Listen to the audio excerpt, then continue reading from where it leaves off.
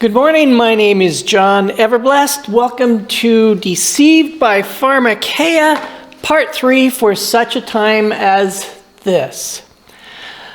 Part 3 addresses the prophetic and end-time health war currently waged against all nations in the name and guise of benevolent medical science.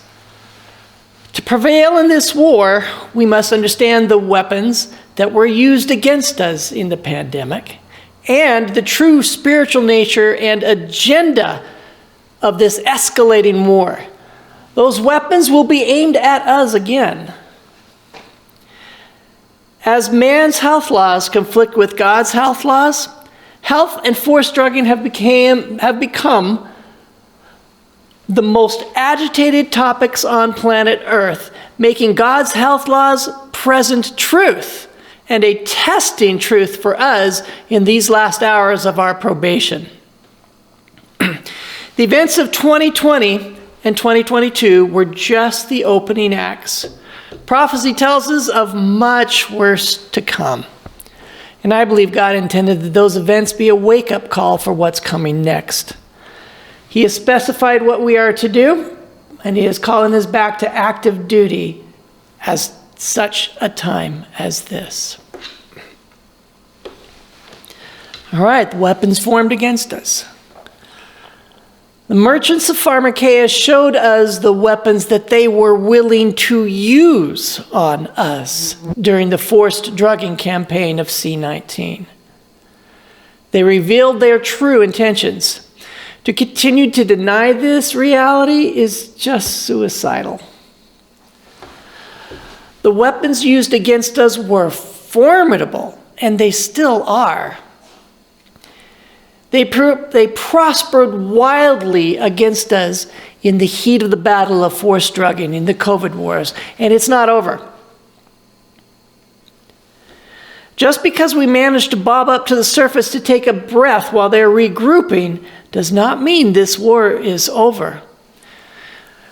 We will examine just 7 of those weapons formed against us, and then what God would have us do about it.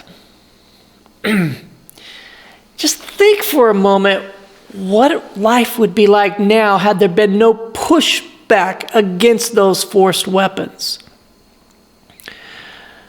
Weapon 1 was developed long ago, and it was a very long con. Medical subversion. The classic description of subversion is the act of an enemy nation cunningly and systematically replacing another nation's values with a counterfeit set of values, lower values, that will weaken the nation, making them less of a threat and will enable their overthrow. Subversion, as you would figure, takes a multitude of agents. God's hygienic healthcare system based on natural law and known as the better way was cunningly and systematically subverted by our adversary by convincing man to trust flesh rather than God. This enabled Satan to incrementally replace the better way with a counterfeit healthcare system of poisonous drugs, as though disease is caused by deficiency of pharmaceuticals. Just spell that out. That's madness. Disease is caused by a violation of God's laws of health. Obeying those laws of health is the cure. This systematic subversion culminated in 2020, 21, and 22 in the total onslaught against mankind during the COVID drug wars. That was the highest moment they've had so far.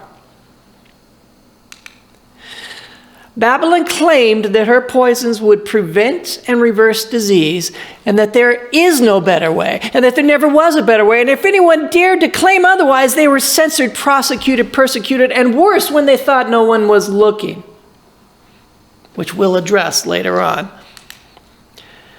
As a reminder from part 2, We were told that more deaths have been caused by drug taking than from all other causes combined. We now know what was really in those pandemic shots, and they were not what we were led to believe. We've all seen the videos, read the stories, and have known so many people who have been horrifyingly debilitated and or who have died after submitting to the mandates. And it wasn't just submitting to the mandates that was so dangerous. It was even just entering into the pharmakeia facilities for treatment during the pandemic. It was as though hospitals during the pandemic had transformed into lions' dens. We learned by horrifying experience to stay out of them, if at all possible, during that crisis. Will anything change when the next wave comes? That horrifying lion's den pattern repeated all over the globe is why medical missionary groups are popping up all over the world to show men the better way. Like Adventists were originally called to do on Christmas Day, 1865. Show men the better way. Build facilities that show men the better way. This subversion has been terrifyingly effective. The worldwide rejection of God's natural law has triggered strong delusion around the globe. How do we know? Because the countless harmful side effects are considered normal and accepted. Actually accepted. The delusion is so strong that it seems not to matter even if the adverse reactions are far worse than the original symptoms targeted.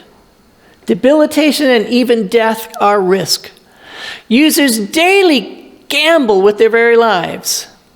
And the COVID drugs are proving to be the worst of Babylon's pharmakeia. These defiling adverse reactions are but the clear fingerprints of our adversary. By their fruits ye shall know them. The dragon is deceiving even the very elect into distrusting God without them even realizing they are doing it, which is the very essence of subversion. This counterfeit system has brought the world to its knees before the throne of Babylon. Thus saith the Lord, cursed be the man that trusteth in man, and maketh flesh his arm, and whose heart departeth from the Lord. Jeremiah 17:5. The merchants of Pharmakeia prey on those who trust in man rather than God. If we venture onto forbidden ground, the weapons formed against us will, of course, prosper. We will be left without protection. That's been proven during the pandemic. All right, leaving subversion, moving on to medical aggression. Papal Babylon's Pharmakeia system aggressively censors, defames, restricts, hobbles, and outlaws the practice of God's healthcare system on planet Earth. Anyone that dares challenge her claims.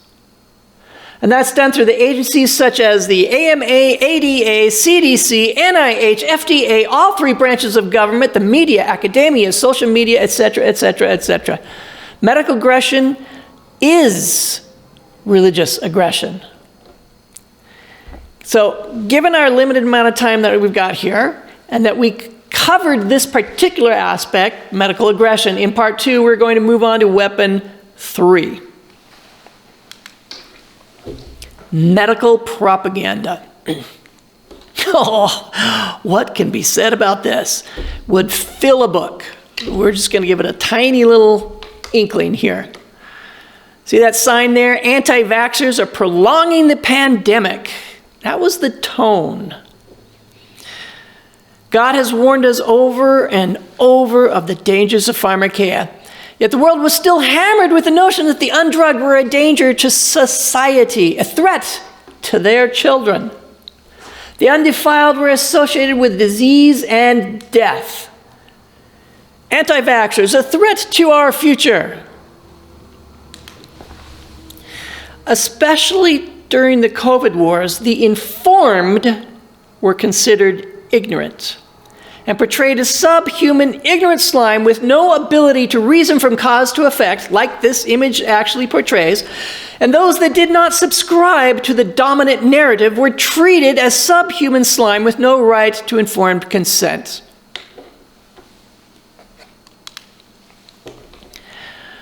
Those who, like Daniel, refused to defile themselves with the king's meat and the king's wine were considered to be the wolves in sheep's clothing coming for the little ones.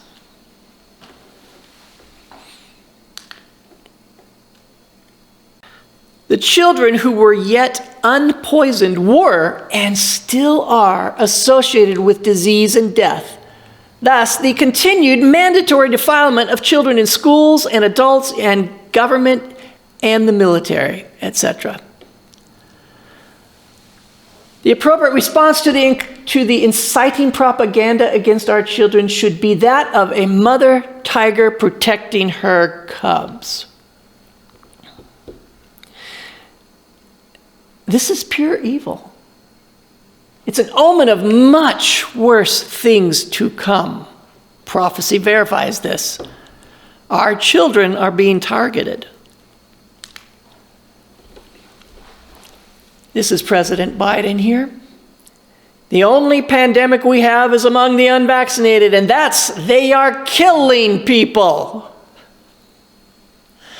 Biden was saying this in the context that Facebook wasn't doing enough to censor dissenting opinions. 18 million pieces of information censored by Facebook at that time of Biden's speech, and they weren't doing enough. Who were the dissenters? The informed that do not give their consent. Then he, the President of the United States, published the names of the 12 most active dissenters online. He was giving them permission to deal with these dissenters. And they did. That's another whole story. This is chilling and exceedingly dangerous. A prophetic threshold was crossed here when the President of the United States blatantly lied, denied freedom of speech through mass illegal censorship, incited hate and violence against the conscientious, denied liberties and religious freedom to dissenters, and began to speak like a dragon to enforce papal Babylon's pharmakeia agenda. It was testing, it being the dragon was testing its power with relentless, deadly propaganda. The notion that those who refused forced drugging caused disease and death became the dominant narrative. This type of propaganda has been used historically with devastating success. And it started with the following philosophy. It will sound familiar to you. Repeat a lie often enough, and it becomes the truth. So, here's a question. What infamous European man proved this philosophy to be true beyond a shadow of a doubt? I think you know where I'm going here. Joseph Goebbels, Minister for Public Enlightenment and Propaganda for Nazi Germany. Minister for Public Enlightenment? Wow, now that is a whitewashed pig.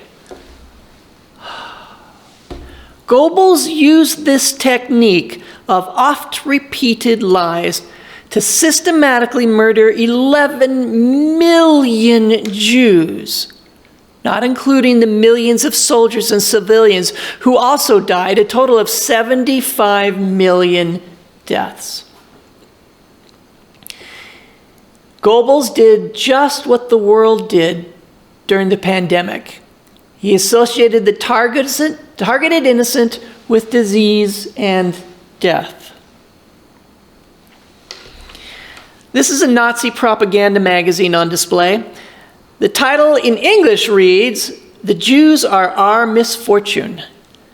The magazine states that we combat the Jews' activity as a tubercular race affecting different nations and are convinced that these nations will not be cured until this virus has been eradicated. Jews were referred to as this virus. The undrugged today were and still are considered to be the virus now. By the way, the proprietor of that magazine was hung at the Nuremberg trials for his relentless, murderous propaganda. I believe that the merchants of Pharmakia and their army of collaborators are guilty of the same thing now. And it's going to get so much worse. Jews were associated with disease, a scourge to humanity, associated with the plague of rats. Notice the Jewish man's face on that rat. This particular one, tuberculosis, syphilis, cancer are curable, but we must put an end to the greatest scourge, the Jew. Notice the medical science inference in this propaganda. The doctor wearing a protective face mask, examining evidence under a microscope. Yes, Jews do indeed cause disease and death. Hitler's minions warred against the innocent in the name of medical science. And it happened again during the pandemic. And it's going to happen more. 1 Peter 5:8, be sober. Be vigilant. Because your adversary, the devil, as a roaring lion, walketh about, seeking whomever he may devour. All right, we're leaving propaganda, going to weapon 4, medical coercion.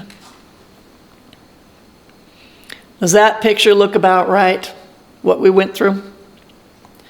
This image was the living reality for millions upon millions who stood their ground in the battle against Babylon's deadly forced pharmakeia agenda.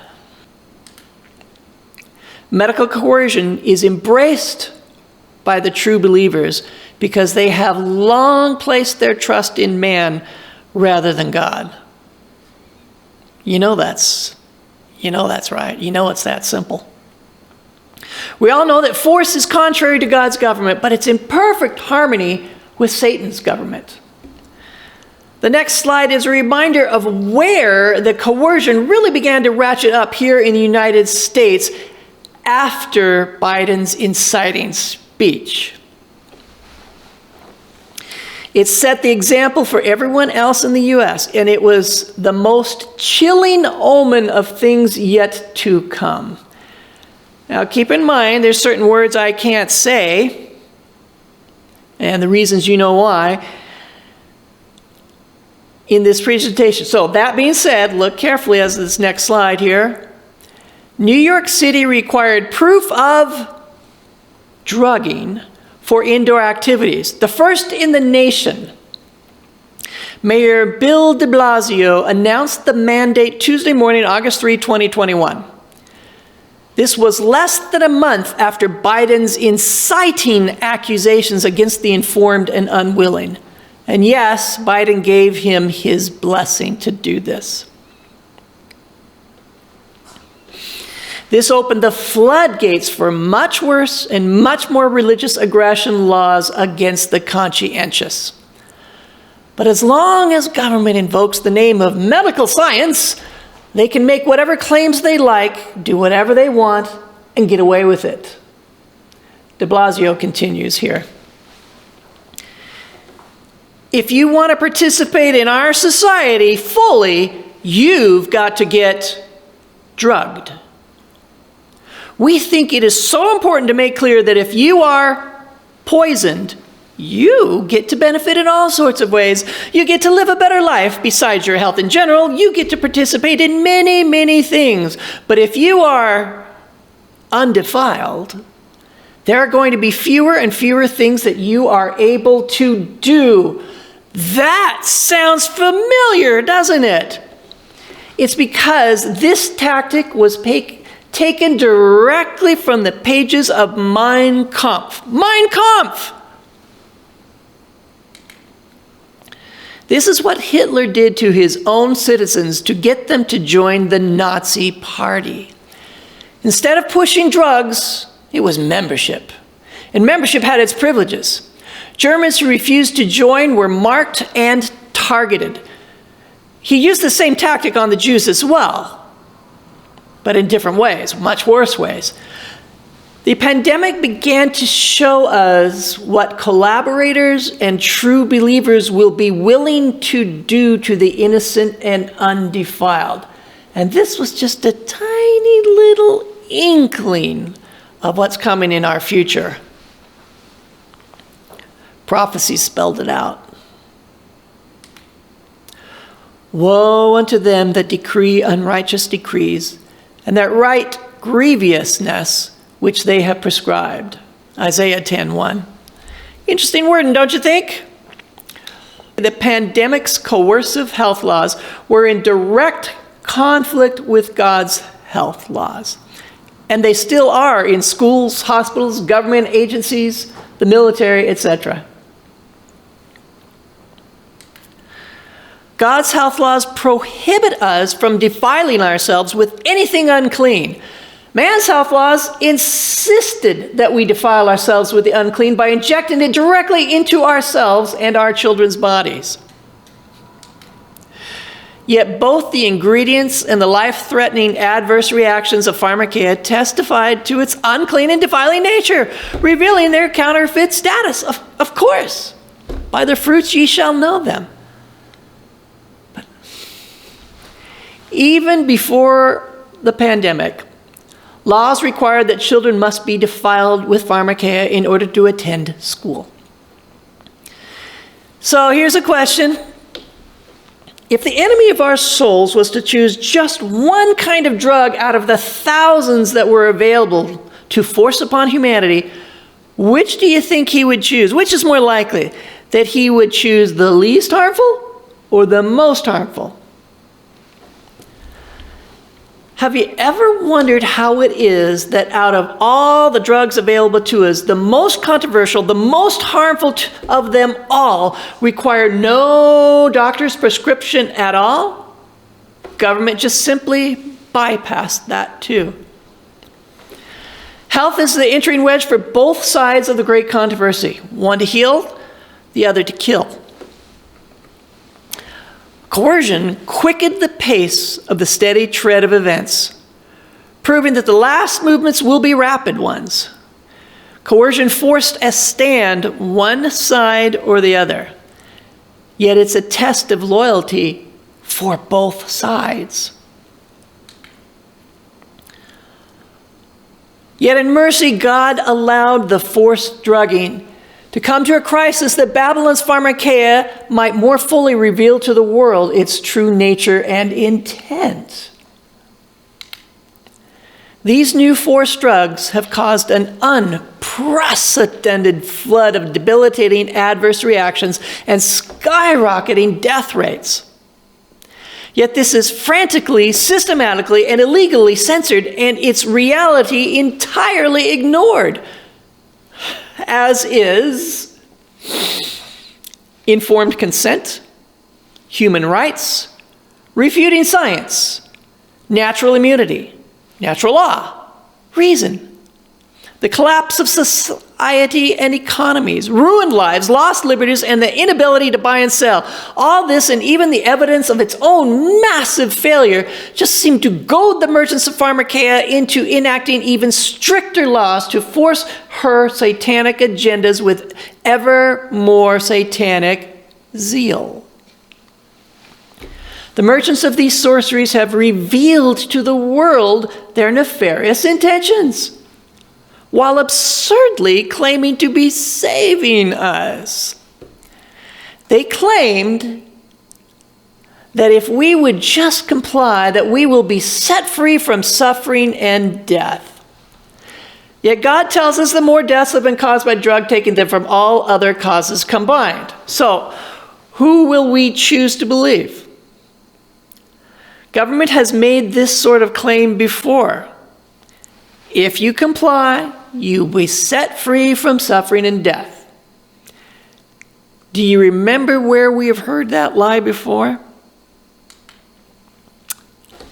That is the gate of Auschwitz. That's right.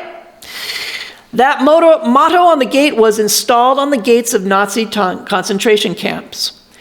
It means work sets you free. What they meant was forced work will set you free. Yet Nazis had no intentions of setting the Jews free. It was a ruse. Jews were worked to death, starved to death, frozen to death, experimented on to death, and ultimately poisoned to death. Just like the merchants of Pharmakia claimed that forced drugging sets us free from disease, when ultimately it poisons us to death. And we've seen it.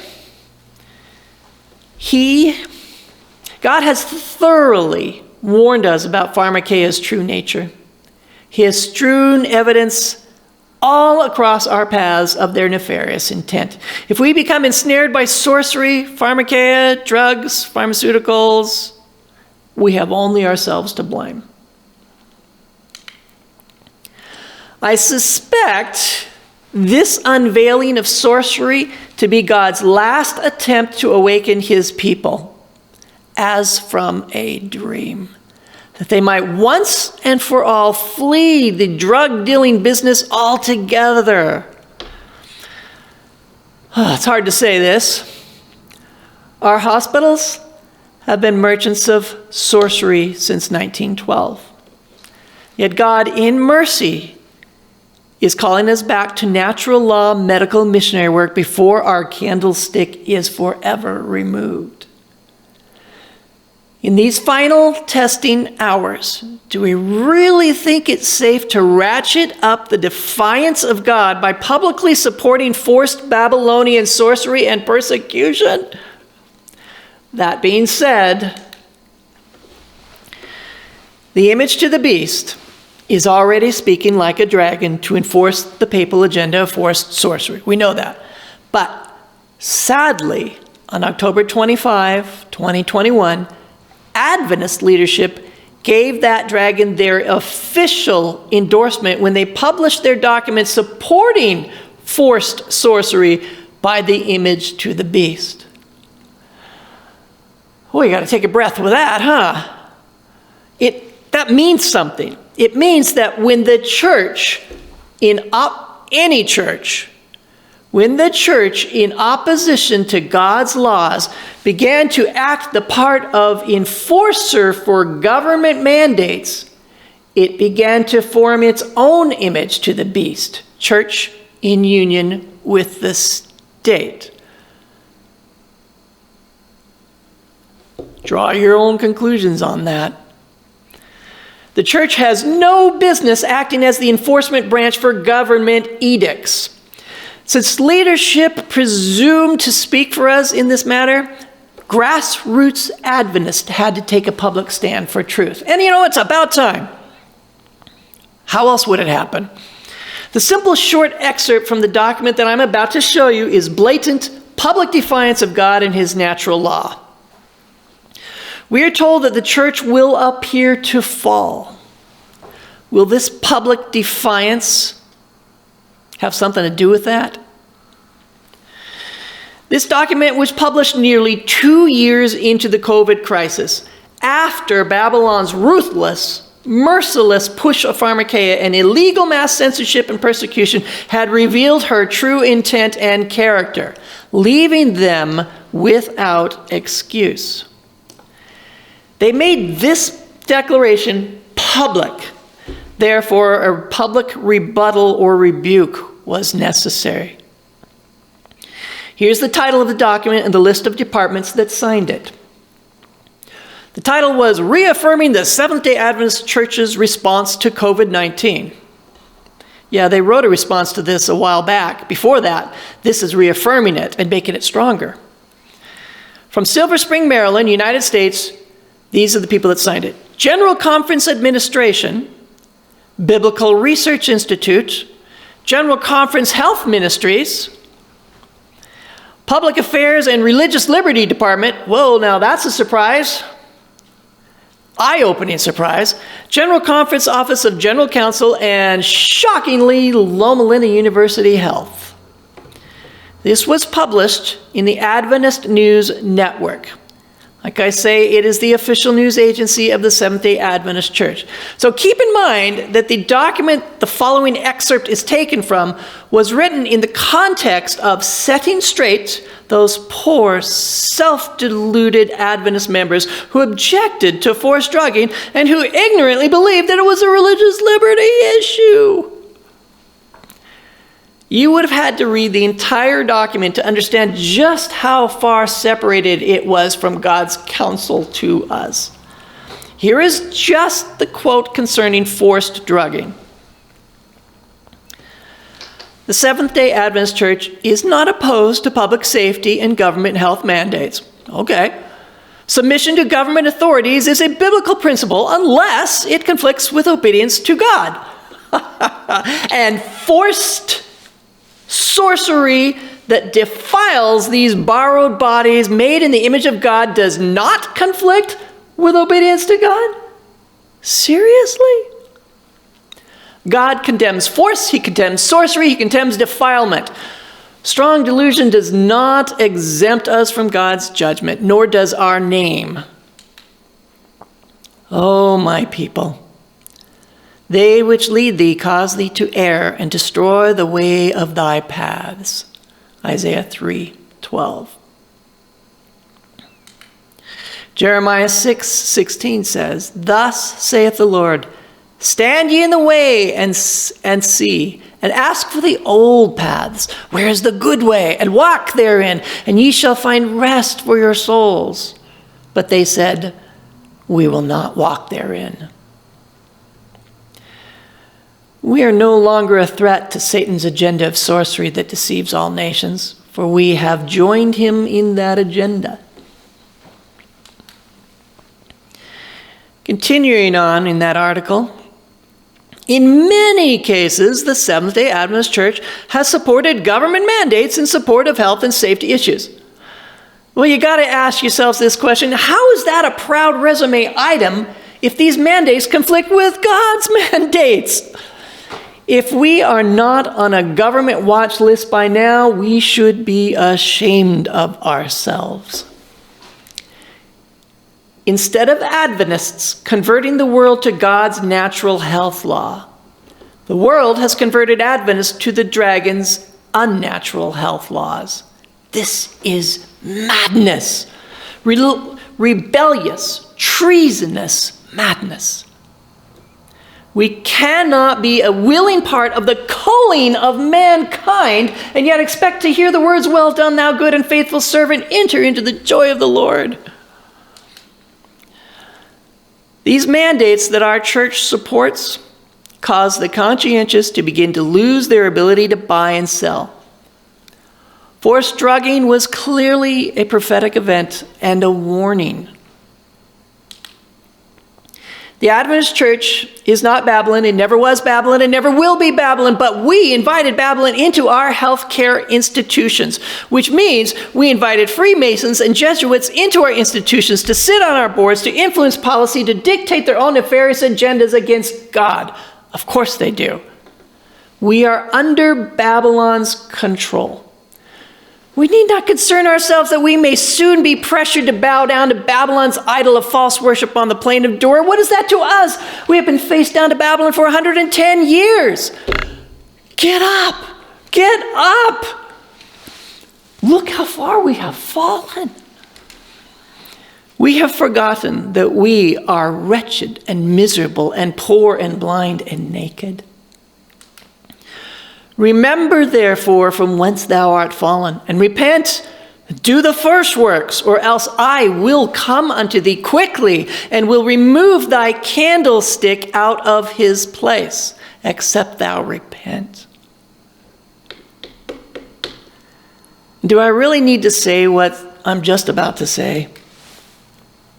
God has not called us to use coercion in our gospel, medical, missionary work.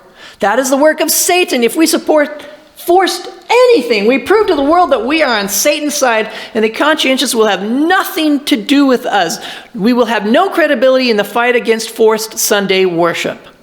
So, what should our response be when coerced to disobey God? We will not comply. We will not defile ourselves. We will not bow down to Babylon's idols of sorcery. We will not abandon the service of God or his natural law. We will live by every word that proceedeth out of the mouth of God.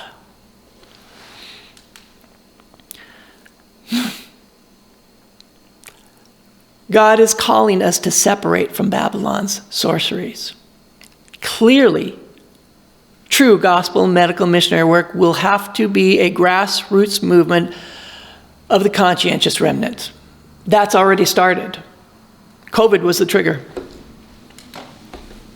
It will be God's methods alone, hygienic, natural law. No 501c3, no sorcery, no adverse reactions, no rebellion, no compromise, no coercion. We will be repairers of the breach, so help us God. And he will have to. All right, leaving medical coercion, moving on to medical persecution. It is always the unrighteous who persecute the innocent. There are no exceptions to this rule. You thinking of all the implications of that? Yeah.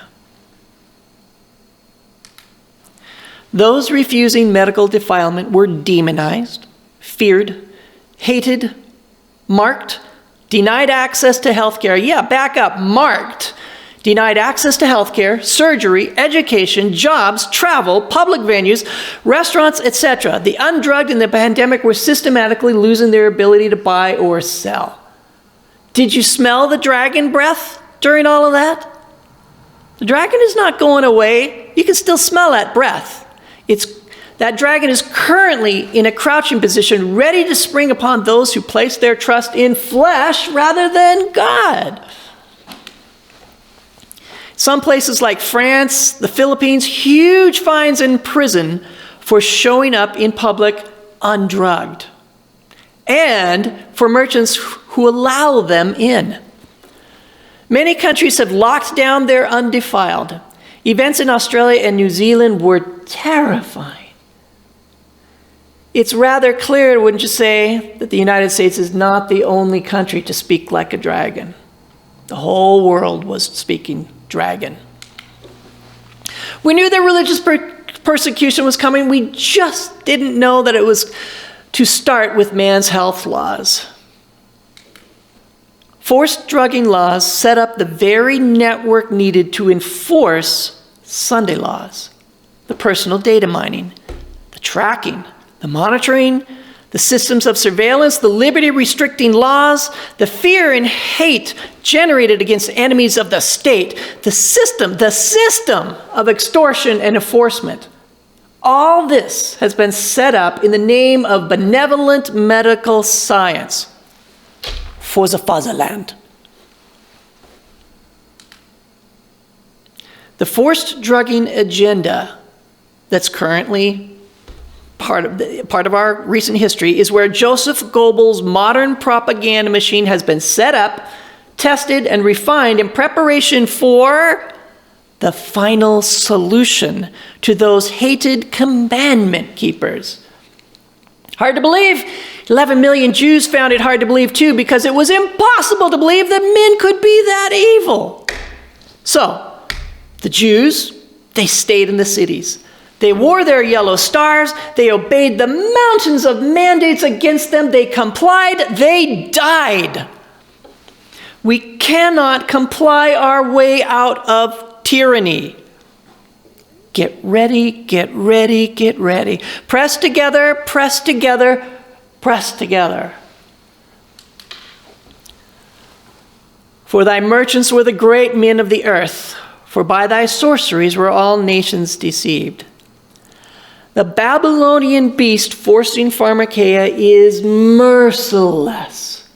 That beast can never be appeased. It will always demand more and more until the life force is extinguished. It is deceiving all nations. It seeks our destruction as a lion seeketh whom he may devour. The stand against the Sunday law has already begun. This is part of it. It started with the Pharmakeia battle. It's Babylonians entering wedge to forced Sunday observance. If we do not stand for God's natural law, we will not stand for God's worship law. Think about those implications.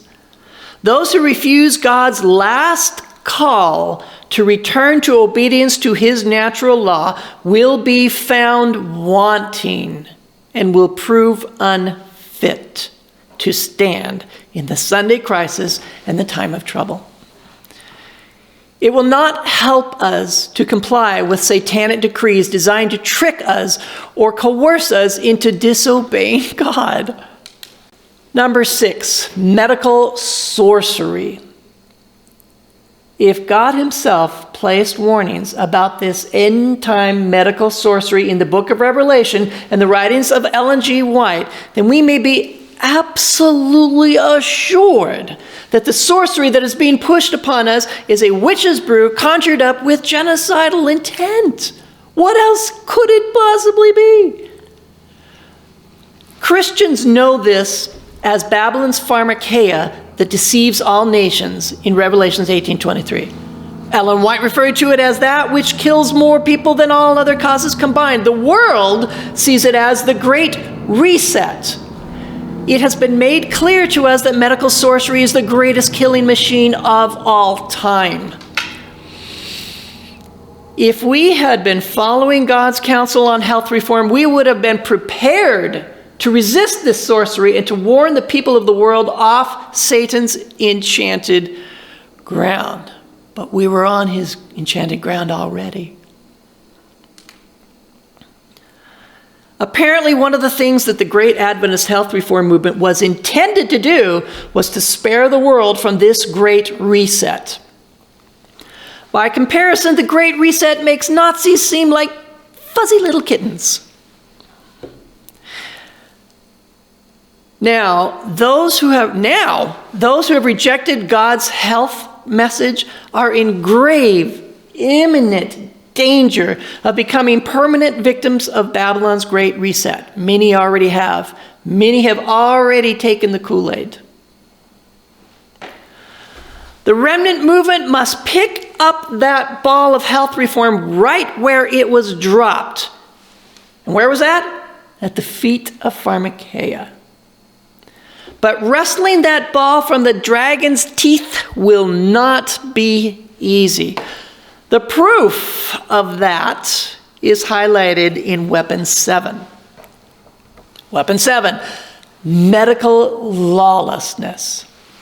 As of May 2, 2020, more than 103 holistic doctors have been systematically murdered as they have taken a public stand against Pharmakeia and promoted natural remedies.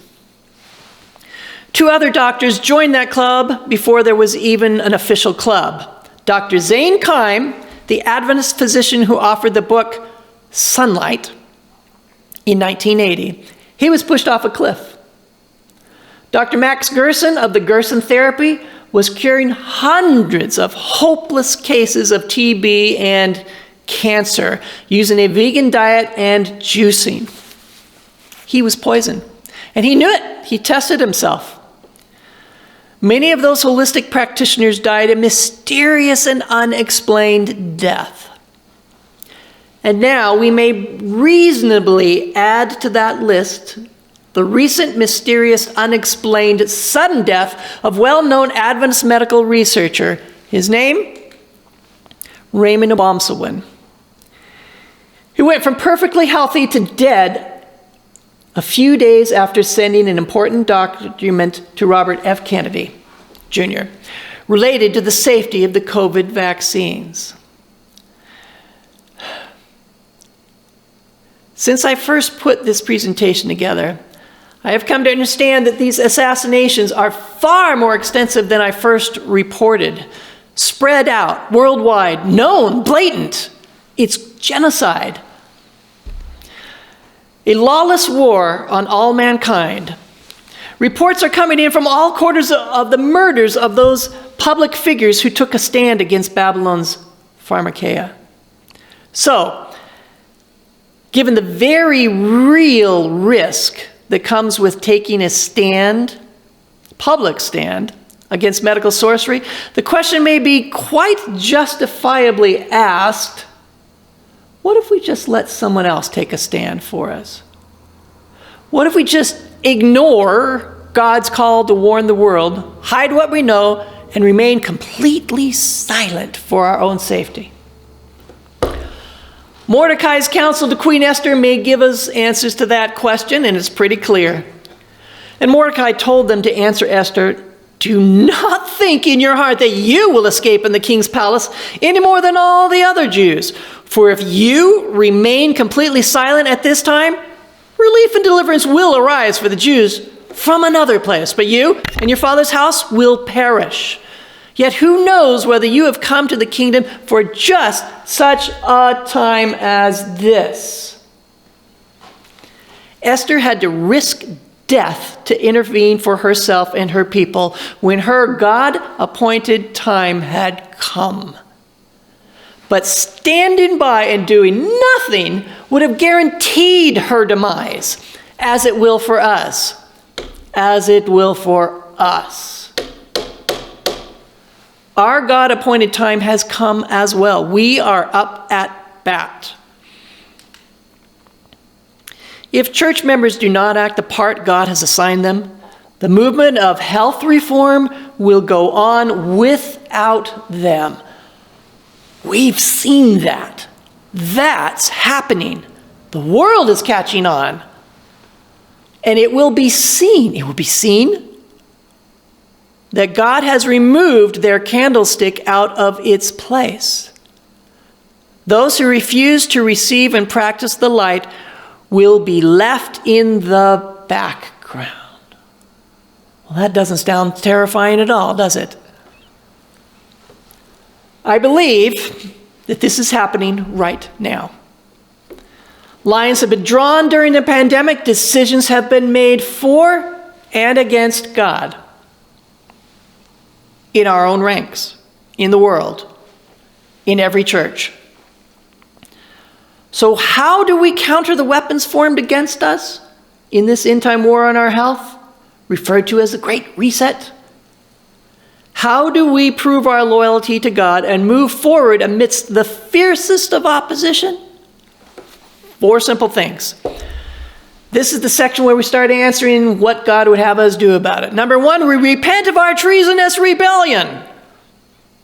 Serious repentance.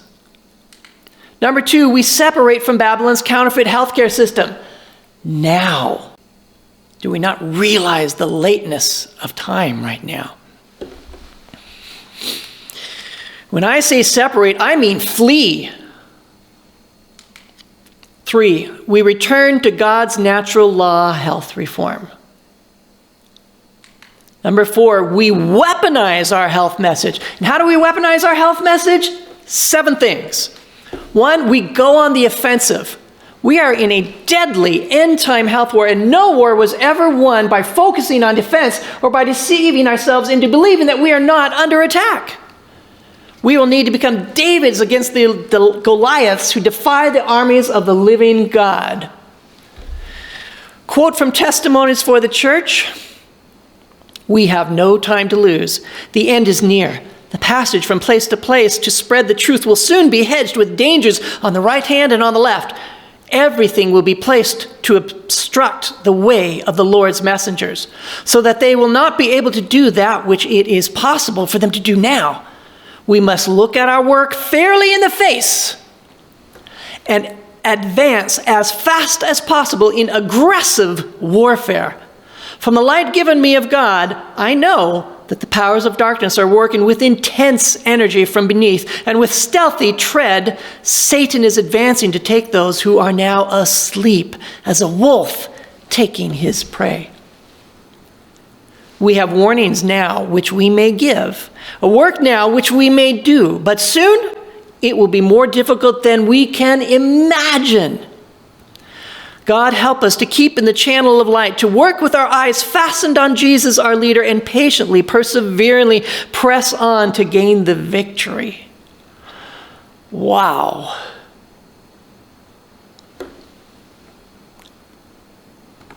Number 2, we surround ourselves with those on the same mission. Number 3, we bind our health message to the gospel. Whenever we preach the gospel, we preach the health message. Whenever we preach the health message, we preach the gospel. This is critical. It's foundational. It's Gospel Medical Mystery 101. It's our calling. Christ's methods alone will give true success in reaching the people. Number 4, we live it.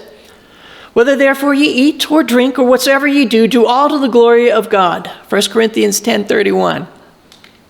For we cannot disregard the laws of nature without disregarding the laws of God. Here's an intriguing quote from Dr. John Harvey Kellogg. God gave us principles which, if they had been followed, might have made us the healthiest people in the world, a power wherever we are, an example to all the world. And here's the really interesting part. There will come a time when these diseases will come with such power and intensity that they will strike down everybody that has not yielded to God. Now, John Harvey Kellogg was no prophet, but this sounds like the truth. Number 5, we teach it. Reform, continual reform, must be kept before the people, and your example should enforce your teaching. I got to repeat this.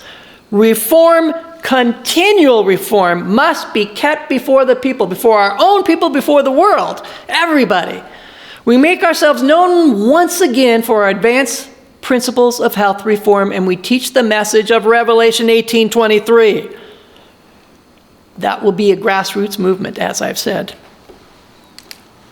God's blessing, this is my favorite here. God's blessing will rest upon every effort made to awaken an interest in health reform, for it is needed everywhere. This bears repeating as well. God's blessing will rest upon every effort made to awaken an interest in health reform. I claim that promise all the time, and doors open in these lines. The health reform is one branch of the great work which is to fit a people for the coming of the Lord. It is as closely connected with the third angel's message as the hand is with the body. To make natural law plain and to urge the obedience to it is a work that accompanies the third angel's message. If it does not accompany it, then why are we teaching the third angel's message? Because it won't be effective. The work which the church has failed to do in a time of peace and prosperity, she will have to do in a terrible crisis under most discouraging, forbidding circumstances. The warnings that our worldly conformity has silenced or withheld must be given under the fiercest opposition from the enemies of the faith. Number 6, we use it in service. I wish to tell you that soon there will be no work done in ministerial lines, but medical missionary lines. She is describing here an underground church. No 501c3 required, no AMA control. We can now hear the steady tread of events leading to this underground church, but if we are to be missionaries, God requires that we use his agency, not Babylon's. We are told as religious aggression subverts the liberties of our nation, those who would stand for freedom of conscience will be placed in unfavorable position. For their own sake, they should, while they have opportunity, become intelligent in regard to disease, its causes, preventions, and cure. And those who do this will find a field of labor anywhere. There will be suffering ones, plenty of them, who will need help. not only among those of our own faith, but largely among those who know not the truth. Number 7, we take a stand. Them that honor me, I will honor. And in this resolve by Daniel, he was supported by his 3 companions, such as this image is showing. In reaching this decision not to defile himself, the Hebrew youth did not act presumptuously, but in firm reliance upon God. They did not choose to be singular, but they would be so rather than dishonor God. Should they compromise with wrong in this instant, that's the health reform, appetite. Should they compromise with wrong in this instance by yielding to the pressure of circumstances, their departure from principle would weaken their sense of right and their abhorrence of wrong. The first wrong step would lead to others. Until their connection with heaven severed, they would be swept away by temptation. Prophets and Kings, page 483. So why is this important to us? It's important to us because the stories of these boys are prophetic. They foretell the tests of loyalty to God that we must go through in these end times. The test of forced defilement is paralleled with the forced drugging laws of modern Babylon's pharmakeia. Forced false worship is next. It's the next thing in history, in prophecy. And that will be followed by the forced abandonment of the true worship of God. These boys, their very first test when in Babylonian captivity was the test of obedience to God's natural law. Are we not now also in Babylonian captivity? We are subject to Babylon's health laws. Government is insisting that we defile ourselves. We are persecuted if we resist those Babylonian health laws. We are held captive to her whims. Our first test in this prophetic Babylonian captivity is also the test of obedience to God's natural law. We too experienced severe pressure to defile ourselves with the king's meat and wine. Yet, giving in is the worst thing we could possibly do. We must stand our ground. Just like the 3 worthies, our second test will also be the test of obedience to God's worship laws. And this happens while in Babylonian captivity. Enduring and passing the health trial strengthens us for the worship trial, just like these boys. We do not get to decide when to take this test. The testing crisis was triggered by Babylon's coercive health laws, which conflicted with God's health laws during the pandemic. So, how was it that the weapons formed against Daniel and his friends did not prosper? The weapons did not prosper because these men were obedient to God, big or small. They took a stand for God. They didn't let a 501c3 status prevent them from taking that stand. This is now our necessity as well. So let's just simplify this, shall we? If we ignore God's warnings about pharmakeia, disaster will be the result. If we ignore God's healing provisions for us, disaster will be the result. If we ignore our duty and privilege to take a stand, disaster will be the result, and not just for us. It would be short-sighted to think that their stand was just about health. It wasn't. It was a test of loyalty and obedience to God.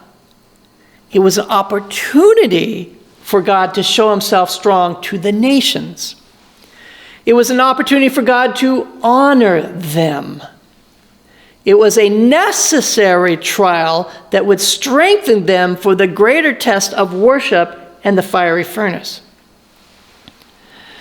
We were told that if they didn't pass the test of God's natural law, they would have been unable to pass the worship test on the plain of Dura. Therefore, it was never an option for these boys to defile themselves, well, as long as they detoxified later. It wasn't about that. The mighty shaking has commenced and will go on, and all will be shaken out who are not willing to take a bold and unyielding stand for the truth.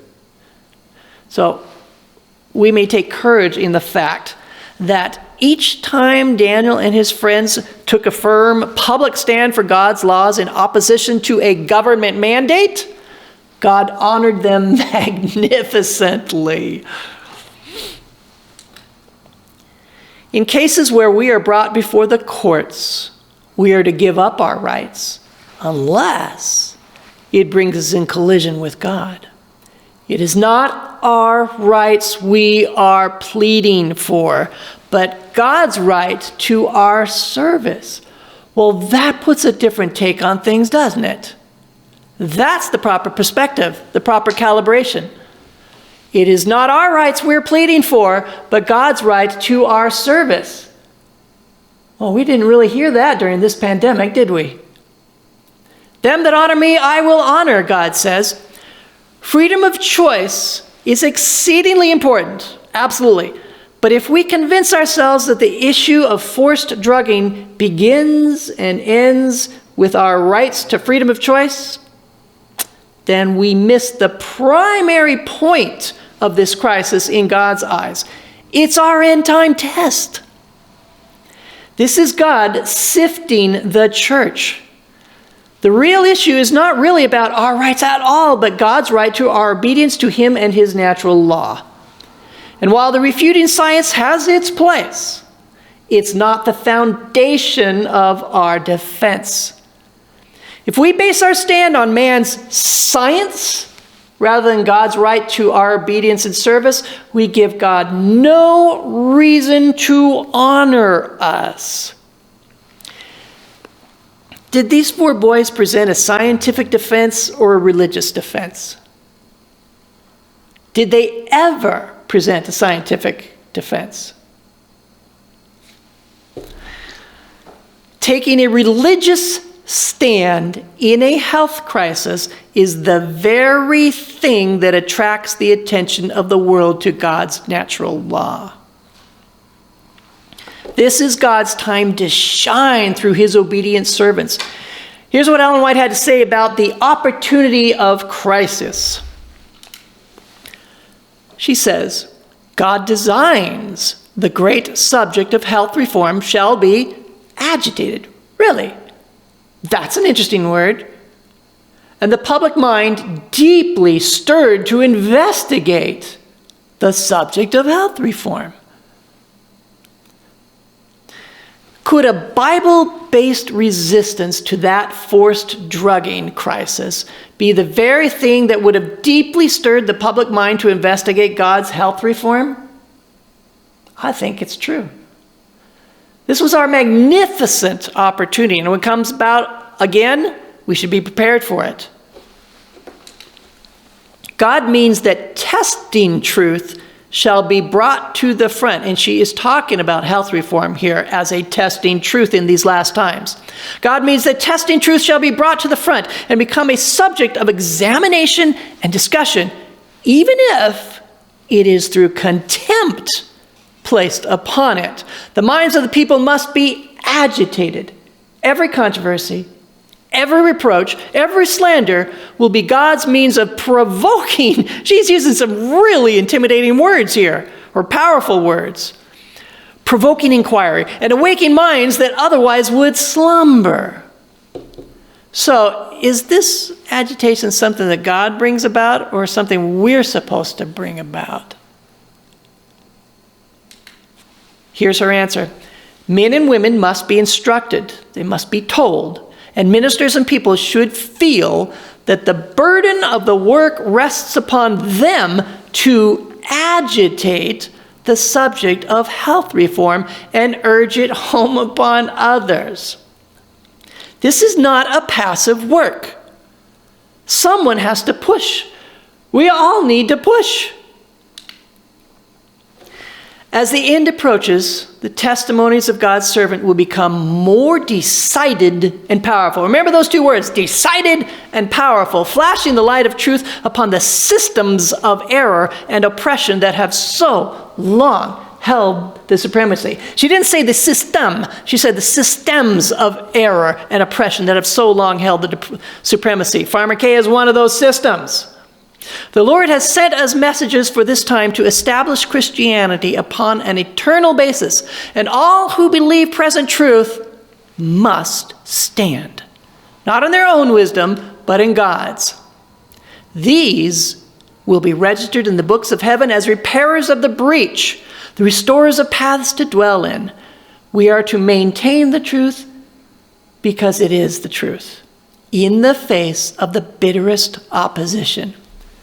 So, in this end time crisis, God is asking us, whom shall I send and who will go for us? And what is the response that God is looking for? Here am I, send me. And that is the end of that. Thank you.